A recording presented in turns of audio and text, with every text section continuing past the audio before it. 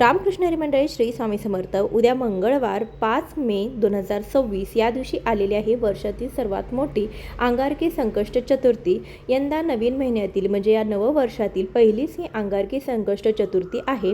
अंगारकी संकष्ट चतुर्थी म्हणजे संकटाचा नाश करणारी चतुर्थी मानली जाते. जो खऱ्या मनाने व्रत करतो आणि विधीप्रमाणे गणपती बाप्पांची पूजा करतो, श्री गणेश त्यांची सर्व संकटे दूर करतात. तसेच जी व्यक्ती ही अंगारकी संकष्ट चतुर्थीचं व्रत करते त्याच्या सर्व मनोकामना पूर्ण होतात. संकष्ट चतुर्थी जेव्हा मंगळवारी येते तर तिला अंगारकी चतुर्थी असं म्हणून ओळखलं जातं. ती अत्यंत शुभ मानली जाते. या ज्या गणेश भक्तांना महिन्यामध्ये येणाऱ्या प्रत्येक संकष्ट चतुर्थीचं व्रत करणं जमत नाही, अशांनी अंगारकीचा मात्र न विसरता न चुकता आवर्जून व्रत करावा, उपवास करावा. त्यामुळे त्यांना 21 संकष्ट चतुर्थी केलेचं फळ हे मिळत असतं. तर अंगारकी चतुर्थीचं व्रत कसं करावं, म्हणजे अंगारकी चतुर्थीचा उपवास कसा करावा, कधी सोडावा, कोणते पदार्थ आपल्याला या दिवशी चुकूनही खायचे नाहीत, या उपवासाला कोणते पदार्थ हे वर्ज्य सांगितलेले आहेत, किंवा उपवास सोडण्यापूर्वी आपल्याला कोणतं काम करायचं आहे ज्यामुळे तुमचं व्रत हे अपूर्ण राहणार नाही. मी आता जी काही नियम सांगणार आहे तर त्या नियमांचं जर तुम्ही काटेकोरपणे पालन केलं तर तुम्हाला देखील अंगारकी चतुर्थीच्या व्रताचं संपूर्ण फळ मिळणार आहे. चला तर मग अंगारकी चतुर्थीच्या उपवासाबद्दल संपूर्ण माहिती जाणून घेऊया. त्या अगोदर जर तुम्ही चॅनलवरती नवीन असाल तर नक्की चॅनलला सबस्क्राईब करा, व्हिडिओला एक लाईक करून जास्तीत जास्त लोकांपर्यंत शेअर करा. उद्या अंगारकी चतुर्थीचा प्रारंभ पंचांगानुसार वैशाख महिन्याच्या कृष्ण पक्षाची चतुर्थी तिथी 5 मे 2026 रोजी सकाळी 5:24 सुरू होईल आणि 6 मे रोजी सकाळी 7:51 संपेल. सूर्योदय आणि चंद्रोदयाच्या आधारावर 5 मे रोजी अंगारकी संकष्ट चतुर्थी ही साजरी केली जाईल आणि तुम्ही यावेळेस उपवास करू शकता. ही मे महिन्यातील पहिली संकष्ट चतुर्थी देखील असणार आहे. यावर्षी संकष्ट चतुर्थी मंगळवारी येत आहे, जी अंगारकी संकष्ट चतुर्थी म्हणून ओळखली जाते.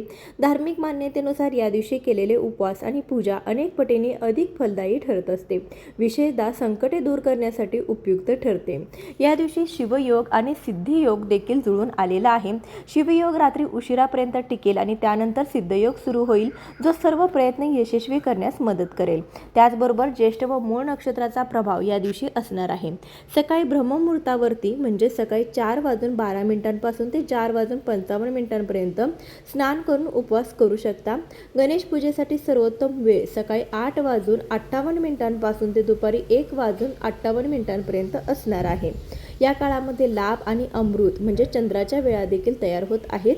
ते पूजेसाठी शुभ मानले जातात. दुपारी अभिजित मुहूर्त देखील उपलब्ध असेल.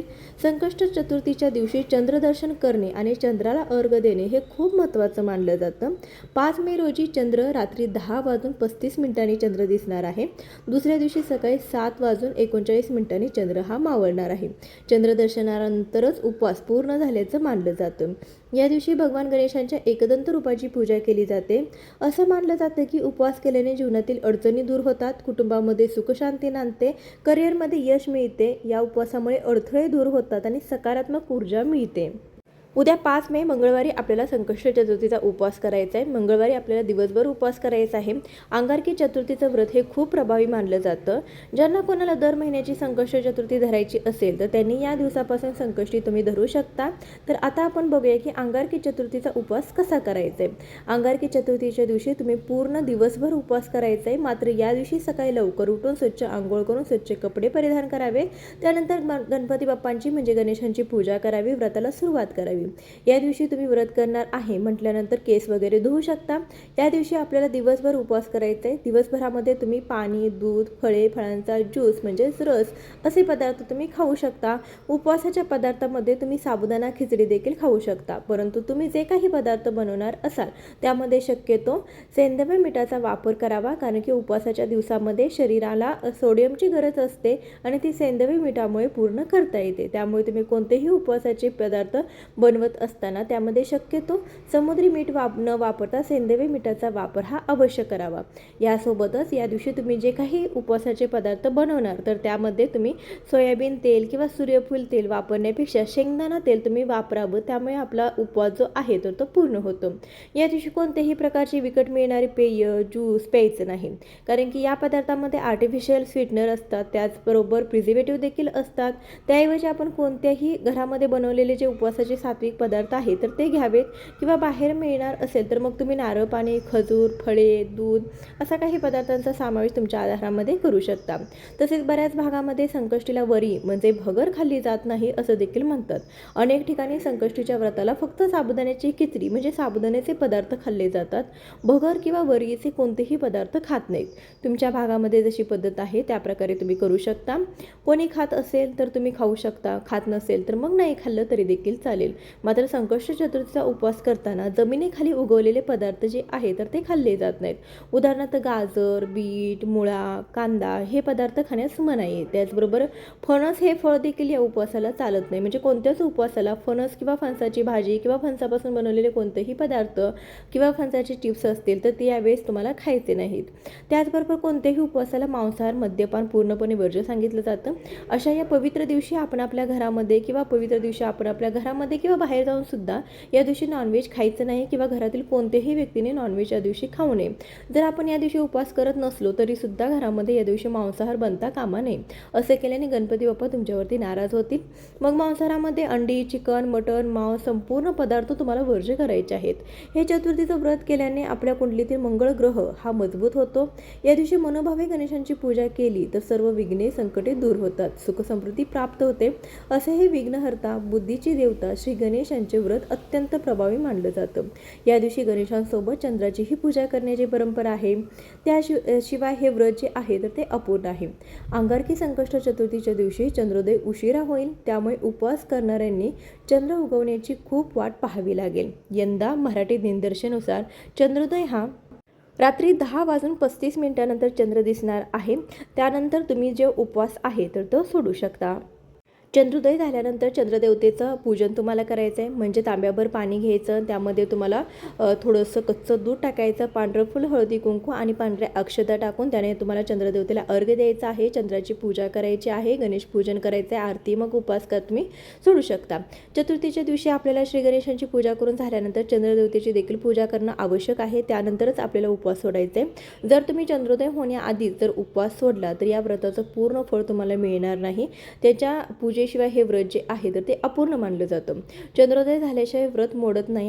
चंद्राला आधी आपल्याला अर्घ्य द्यावा लागेल. अगोदर सांगितल्याप्रमाणे तांब्याभरून पाणी घ्यायचं, त्यामध्ये कच्चं दूध थोडंसं टाकायचे, पांढरी फुलं, पांढरी अक्षता, हळदी कुंकू व्हायचं. त्यानंतर हे अर्घ्य आपल्याला चंद्राला द्यायचं आहे. त्यानंतर नमस्कार करायचा, नैवेद्य दाखवायचा, चंद्रदेवतेला हळदी कुंकू आरतीने ओवाळून घ्यायचं, धूपदीप दाखवून घ्यायचं. त्यानंतर आपण श्री गणेशांची देखील पूजा करायची आहे. गणपती बाप्पांना धूपदीप नैवेद्य दाखवून घ्यायचा. मग आपण अन्नग्रहण जे करून उपवास जो आहे तो सोडू शकता. चंद्रोदय होण्याआधी उपवास सोडू नका, त्यामुळे तुम्हाला व्रताचं फळ अजिबात मिळणार नाही. गणपती बाप्पांना नैवेद्य दाखवताना त्यामध्ये तुळशीचा वापर अजिबात करायचा नाही. पूजेमध्ये सुद्धा तुळशीचा वापर तुम्ही अजिबात करू नका. तसेच रात्री आपण गणेशांना नैवेद्य दाखवताना त्यामध्ये शक्यतो कांदा, लसणाचा वापर नसावा, कारण की कांदा, लसूण हे तामसिक मानलं जातं. त्यामुळे या दिवशी आपण सुद्धा जे अन्न ग्रहण करणार आहोत, उपवास सोडणार आहोत, त्या पदार्थामध्ये सुद्धा, नैवेद्यामध्ये सुद्धा शक्यतो कांदा, लसूण वापरायचं नाही. या दिवशी सात्विक अन्नपदार्थ जसं की वरण, भात, तूप, भाजी, पोळी असं प्रकारचं अन्नग्रहण तुम्ही करून उपवास सोडू शकता. या दिवशी संध्याकाळी मात्र गणपती बाप्पांना त्यांच्या आवडत्या मोदकाचा नैवेद्य दाखवायला विसरायचं नाही. 5, 7, 11, 21 अशा विषम संख्येमध्ये मोदकाचा नैवेद्य तुम्ही गणपती बाप्पांना दाखवू शकता. त्यामुळे तुमच्यावरती गणपती बाप्पा प्रसन्न होतील, तुम्हाला शुभ आशीर्वाद देशील. चंद्राच्या पूजेशिवाय, चंद्र अर्घाशिवाय संकष्ट चतुर्थीचं व्रत हे पूर्ण होत नाही, कारण की चंद्रदेवाला श्री गणेशांचा आशीर्वाद मिळाला आहे. अंगारकी चतुर्थीला उपवास केल्याने वर्षभर चतुर्थीच्या तिथीचं फळ हे आपल्याला मिळत असतं. सर्व इच्छा मनोकामना पूर्ण होतात. तर ही मोठी चतुर्थी असल्यामुळे त्यामुळे तुम्ही दिवसभरामध्ये आपल्या जवळपास कुठे गणपती बाप्पांचं मंदिर असेल तर तिथे जाऊन तुम्ही गणपती बाप्पांचं दर्शन घेऊ शकता. तुम्ही चतुर्थीचा उपवास सोडताना तुम्हाला एखादा गणपतीचा मंत्र देखील तुम्ही म्हणू शकता. संकष्ट चतुर्थीच्या दिवशी आपलं आचरण हे चांगलं असावं. या दिवशी कोणाचाही अपमान करू नका, कोणालाही वाईट बोलू नका, कोणाशीही भांडू नका. या दिवशी कोणाशी वादविवाद, क्लेश, भांडणे, तंटा करू नये. आपलं आचरण हे चांगलं असावं. काटेकोरपणे ह्या नियमांचं तुम्हाला पालन करायचं आहे. या दिवशी काळ्या रंगाचे कपडे चुकून देखील परिधान करायचे नाहीत. या दिवशी आपल्या घरातील वातावरण हे शांत आणि सात्विक असावं, याची काळजी आपल्याला घ्यायची आहे. या सर्व नियमांचं पालन केलं तर नक्कीच गणपती बाप्पा तुमच्यावरती प्रसन्न होतील. अशा प्रकारे आजच्या व्हिडिओमध्ये बरीचशी माहिती देण्याचा प्रयत्न केलेला आहे. व्हिडिओ तुम्हाला कसा वाटला कमेंट करून आवर्जून सांगा. चॅनलवरती नवीन असाल तर सबस्क्राईब करा. भेटूया अशाच एखाद्या व्हिडिओसोबत. तोपर्यंत खूप खूप धन्यवाद.